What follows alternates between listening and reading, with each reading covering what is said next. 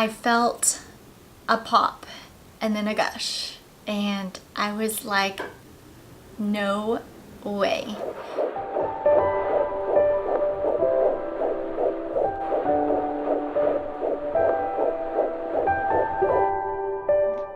Hey guys, my name is Dancee Pinkston, also known as Fearless Mama. And if you're new here, I would love it if you hit the red subscribe button, because I make mindset, intentional motherhood videos, of course. And don't forget to hit the bell so you don't miss any of my new series, such as this one, my pregnancy and birth series. So that brings me to the topic of this video. I am going to be sharing my birth story with you guys. And I wanted to share this really because I wanted to encourage some future mamas, first-time mamas, who fear giving birth. I know that's something that I feared when I was early on in my pregnancy and also before that. So I wanted just to share a little bit of my story and how I prepared, my thoughts, what was going on, to let you guys know that you do not have to be another first-time mom birthing statistic that has a long, hard labor that winds up ending in all these interventions that you probably weren't planning on having. I actually wrote a birth story blog on my fearlessmama.com website, and I'm so glad I did, because I don't think I would have remembered half the stuff that I was thinking and experiencing, and just the time frames and all that good stuff. So that's what I'm going to be sharing with you so that you can feel a part of it. And also I'm going to include some pictures of the big day so that, I don't know, you just get a feel of what went on. And also, I just love talking about it. I probably shared this story with hundreds of people because it was the best day of my life. It was just the best experience, and if I could birth again tomorrow, I would do it. I had a great pregnancy, great birth. The journey and experience was truly a blessing, and absolutely nothing to fear. Nothing like pop media shows, the movie show, or even what my mom went through. I truly, prepared my mind and body for this fearless birth that I like to call it. And so if you would like to know a little bit more about how I prepared, why I chose to go unmedicated, then you can click on my blog post in the description box below. Okay, so with all that being said, let's dive into when my labor kind of first began for me. The last week of my delivery, I was having a lot of inconsistent Braxton Hicks contractions, about 30 minutes to 10 minutes apart. They were just everywhere, and nothing bad or anything. I didn't really notice them or feel them. They were completely painless. It just felt like the baby was raising up out of my stomach. I just noticed it, but it was completely painless, never took my breath, anything like that, which is kind of what we had been praying for. Just a complete painless birth, great birthing experience. And so that's kind of what we were experiencing. So my contractions would tend to start up at 3 p.m. kind of towards the end of the day, and then they would completely go away by the morning time. So it was kind of frustrating because that is what is known as prodromal labor or false labor, and so it completely gets your hopes up and then, goes back down by the morning. So you have to start that all over and over again every day until you actually go into labor. But in the 3 days leading up to my delivery, I started having contractions, or Braxton Hicks. I call them Braxton Hicks because they were completely painless. I literally felt nothing. I just noticed them. So they were hanging around about 10 minutes apart, and so I was constantly using my contraction tracker app and I became a little obsessive about it.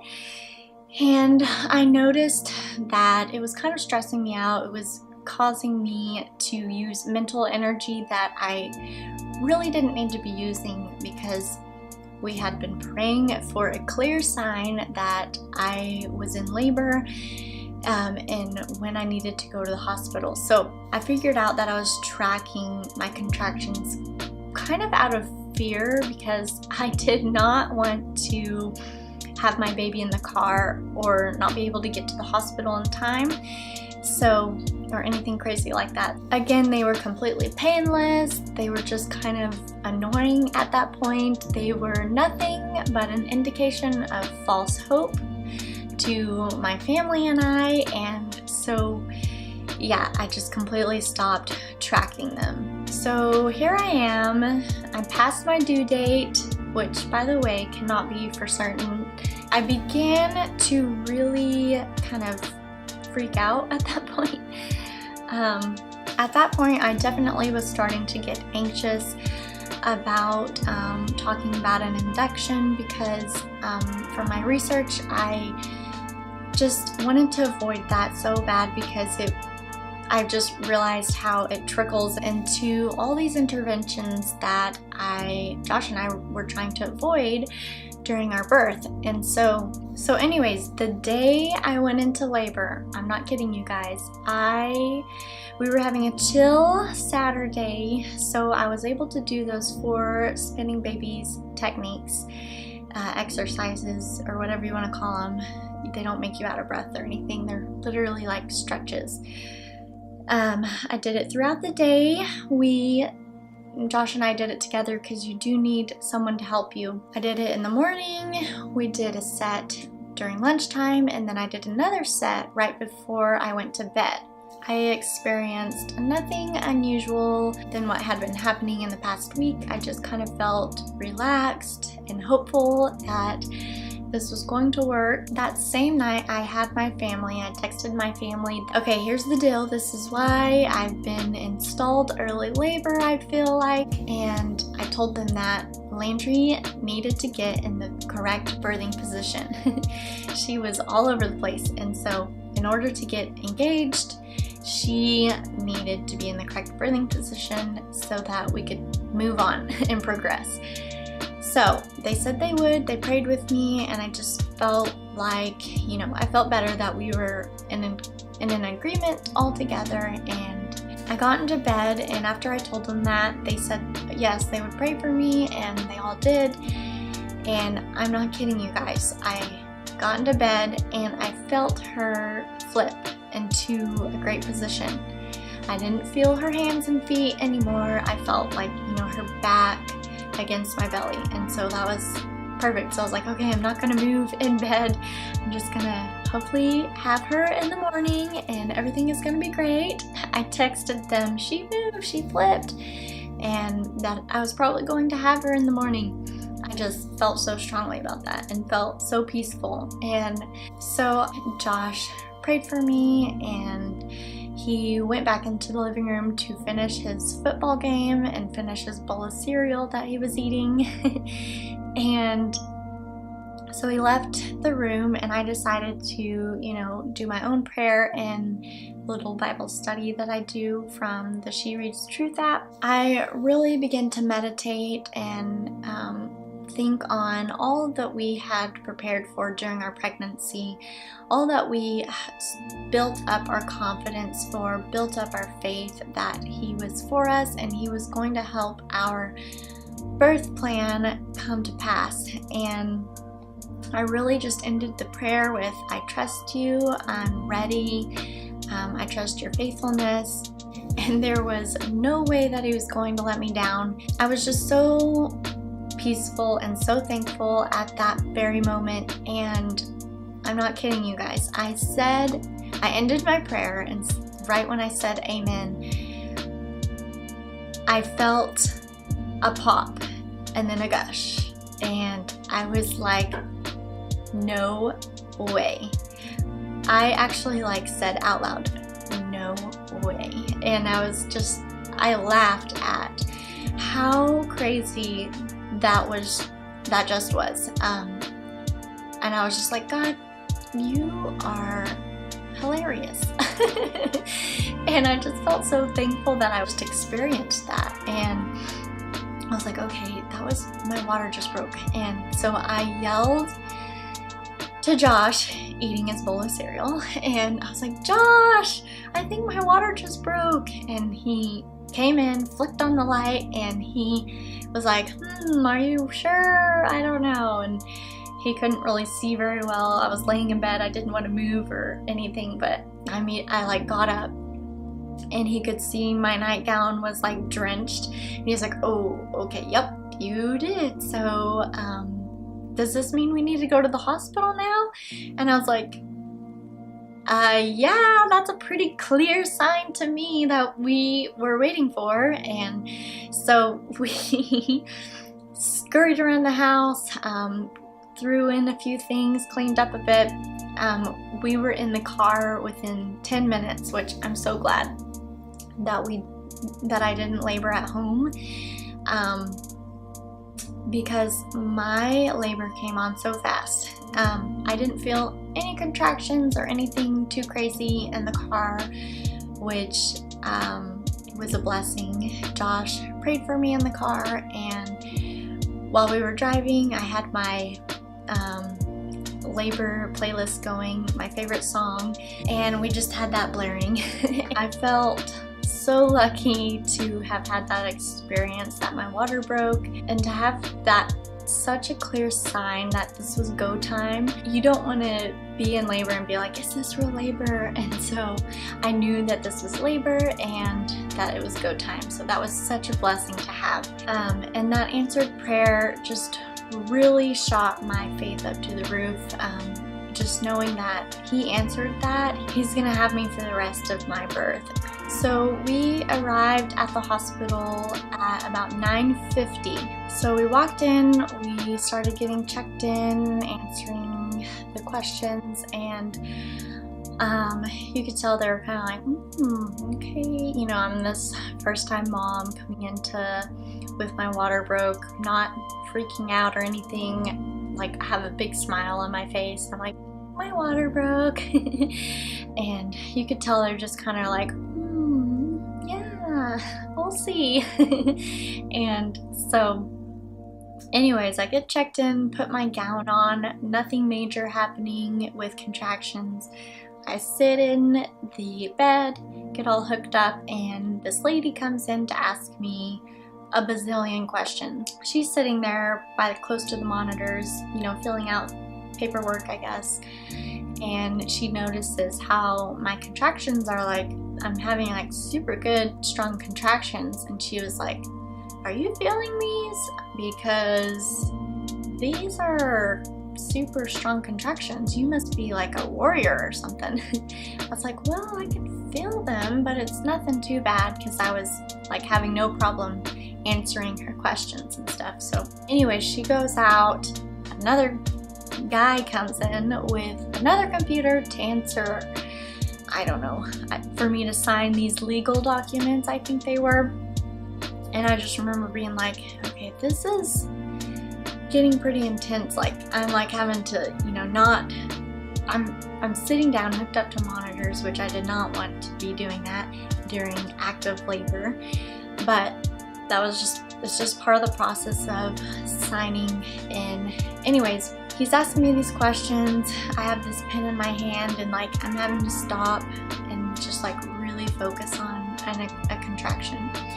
I wouldn't call them painful. They were just so intense that I couldn't just be like signing papers.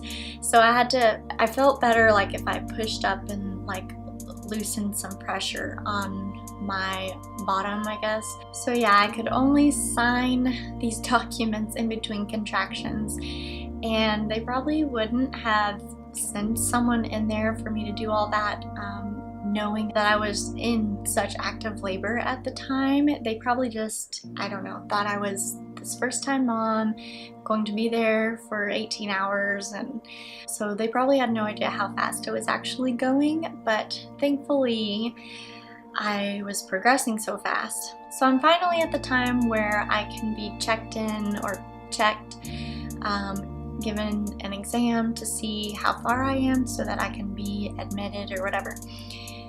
And Josh texts my family that I'm 5 centimeters dilated and 80% effaced, so thinned, I guess. So that's when I told the nurse that I wanted to be unhooked from these monitors so that I could get up out of this uncomfortable bed and, you know, get things moving. Like I said, I had prepared a lot during my pregnancy, and I knew that this was the time that I needed to stand up when I really didn't feel like standing up. But if I wanted to have a fast labor, then I needed to get things going by standing up and letting gravity do its thing. So after standing up, I like immediately started having super strong contractions about 2 to 3 minutes apart, and they really started to feel crampy, like menstrual cramps, and this kind of scared me, I'm not gonna lie. This was the point in my labor that I was kind of freaking out because it was reminding me of dysmenorrhea, or like those really bad menstrual cramps that I used to have, and it just I had to stop myself and remind myself that this was a good thing. You know, there's a goal at the end of this. These are contractions helping me to get to my baby, and so I really had to shift my focus, and I'm so glad that I mentally prepared during pregnancy so that I could catch myself in that moment. So I'm glad I stopped that fear, became more relaxed, and you know, in control. Anyways, I started getting kind of nauseous feeling, and I told Josh, run, go get my essential oils, and he spritzed my face, and I felt so much better. And I immediately began to feel like I needed to lie down, which is totally normal, totally typical during a natural birth. I was going through a transition phase, I guess is what you would call it, and so it's totally normal to like find a laying down spot to get ready to push soon. So I felt like I needed to lay down, so I laid down on my side rather than my back so that I could again, you know, keep baby in a good position and have a more wide opened pelvis. Like I said, I knew all of these little tricks in the back of my head, and things started getting super intense, but I knew not to freak out. I knew to, you know, stay present, stay focused, and to not overreact. I went into labor knowing that I wanted to not scream or yell, and just to be just really in control and non-overreacting, I guess, so that it wouldn't scare me even more. I don't know. So anyways, I really wanted to stay focused and calm and bring Landry into the world focused and calm. I really wanted to make sure I wasn't thinking of any negative, bad past experiences that I had heard, stories that people tell, and as well as making sure that I was not thinking that labor was going to get worse, because I knew, like I said, I knew the stages, and I knew that this was it, like this is as hard as it's going to get. Because I'm not gonna lie,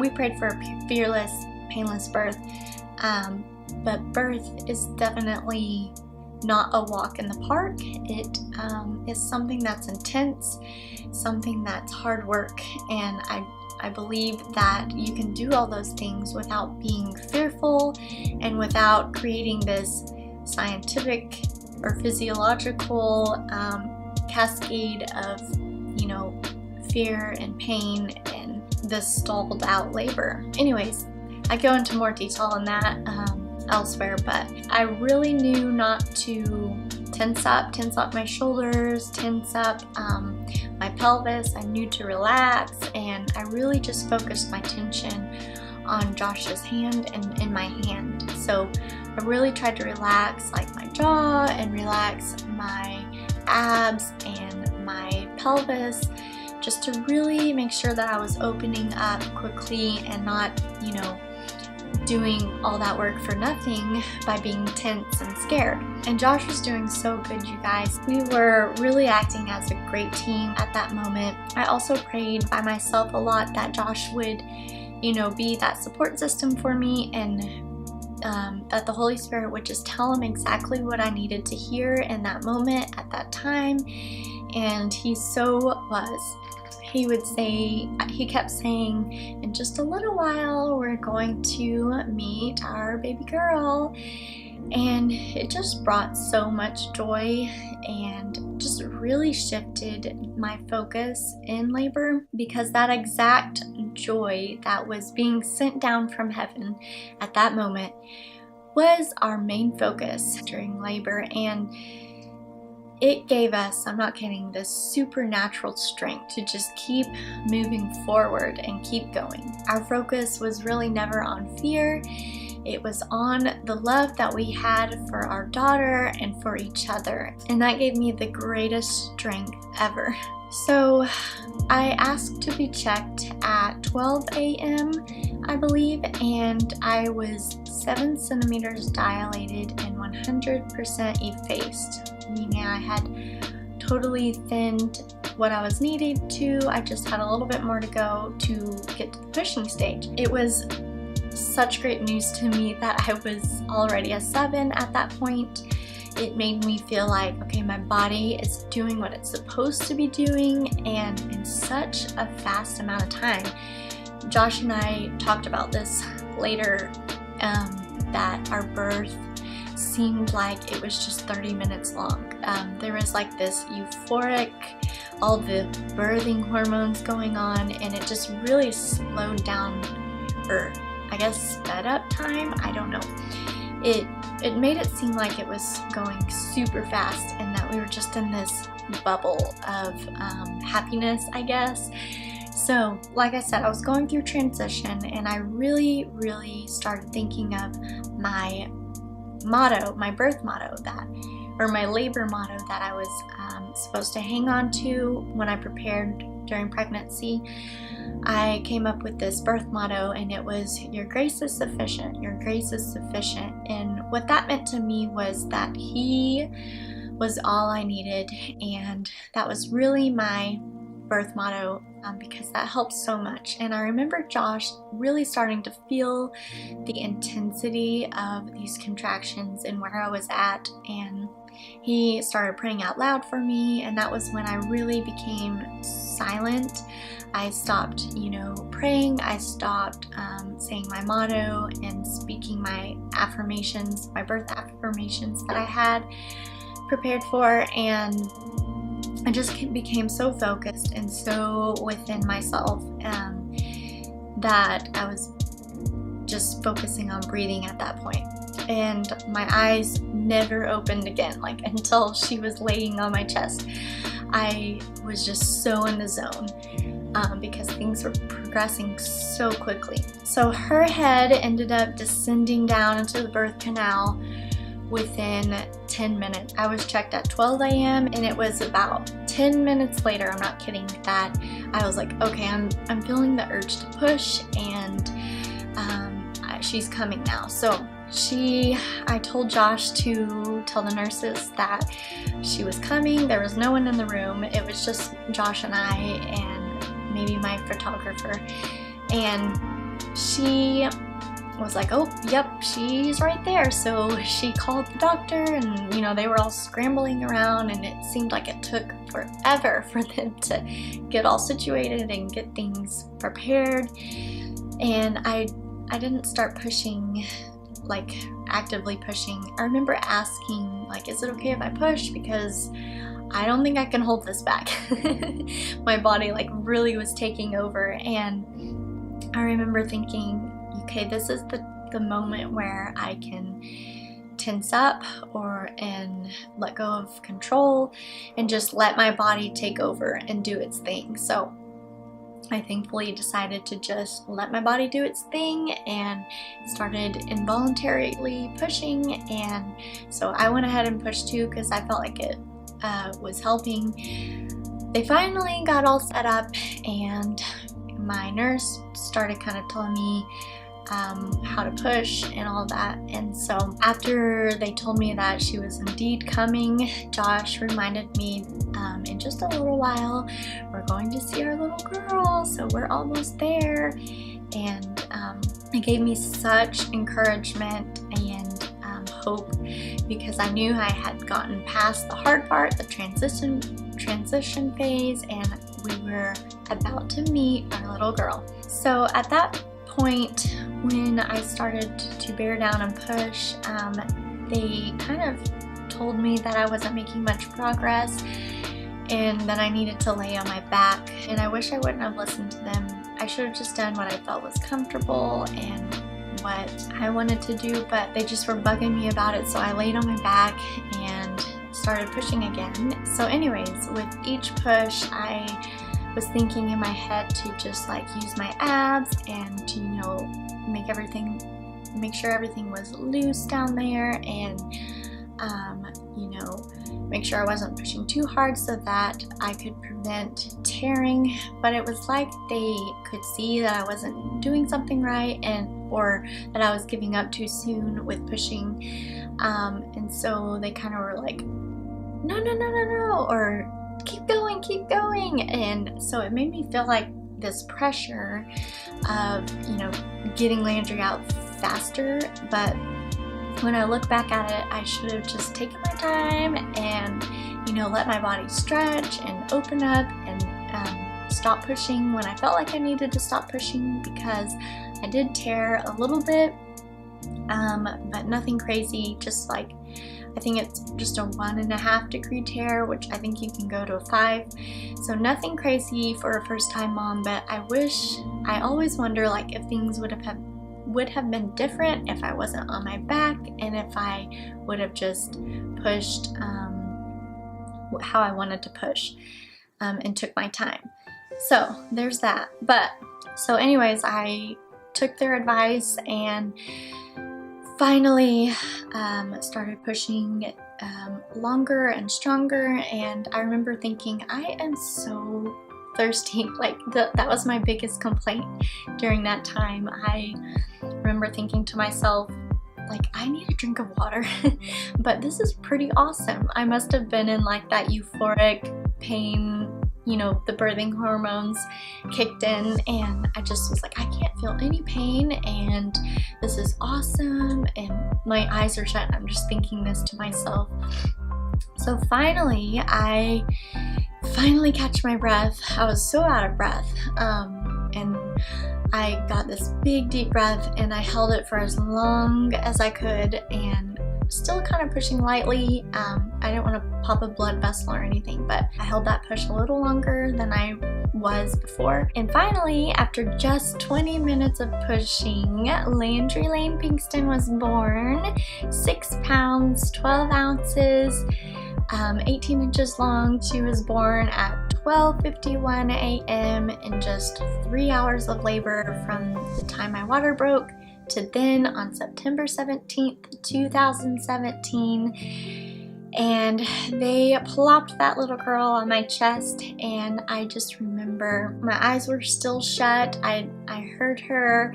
I heard people like saying she's here, but I don't know, I didn't open my eyes until they plopped her on my chest. And I listened to her take her first breath, and she was on my chest, and I kept saying, baby, my baby, my baby. And as they like rubbed her down and took her vitals on my chest, and I still hadn't even got to really see her pretty face yet, because they put her so high up on my neck that I could just see her little swollen eye looking up at me, and it was just so precious. And I just didn't want to move her. I just loved holding her, and I wanted to savor that moment forever because it was the best. I could feel Josh like hovering over us and just smiling at us, and it was just a great moment in my life. And I thought I would cry because in my pregnancy I would watch birth story vlogs and would cry with them, but I didn't cry in my own birth,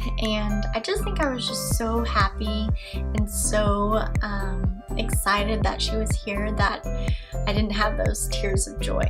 But her cry was precious, and it was just so cute and kind of sad at the same time. And so then Josh kissed me, and they ended up saying they needed to weigh her really quick, and I was just like, okay. But we wanted skin to skin time, but again, maybe we had a long enough time, but everything seemed so fast to us, so we might have gotten that bonding time that I wanted, but whatever. They weighed her, and I just remember thinking those stitches were the worst part, but not even that bad. But I was laughing during the time, being like, this is probably the worst part, but probably not. Anyways, they finally brought her back to me, and I really got a good look at her face, and I just kissed her right in between the eyes and sat her back on my chest and held her, and it was just the best experience ever and the most magical feeling ever, most intense, greatest feeling ever. I'm just so thankful, and I'm so thankful that there were no complications, and it was just a 3-hour labor and birth experience. I never screamed, never cried, never cursed, or turned into a different person while birthing, and it was just nothing like the movies had portrayed. It was just a beautiful and so surreal moment. Like I said, it was super intense and took a lot of energy to accomplish. But I would say that preparation for me during my pregnancy was an absolute must, and I'm so thankful that I did that. The birth experience was just nothing but an answered prayer, and I don't think a hospital birth could have gone any better than that. And I'm so thankful for that. It was definitely a supernatural childbirth under God's supernatural favor, because those odds of giving birth in a hospital are extremely hard to beat. So I'm so thankful that everything went so smoothly and that our birth plan that we had envisioned actually was better than we had ever even imagined it would be. Anyways, I hope you enjoyed that and hope you felt encouraged during that story, my birth story, because that's all I have for you in this video. Comment below your thoughts, and if you had learned anything from this video, from my story, and if you felt encouraged by it, give it a like. If you would like me to make more content like this, because I would really love to know. Anyways, thanks for watching, and see you in the next video.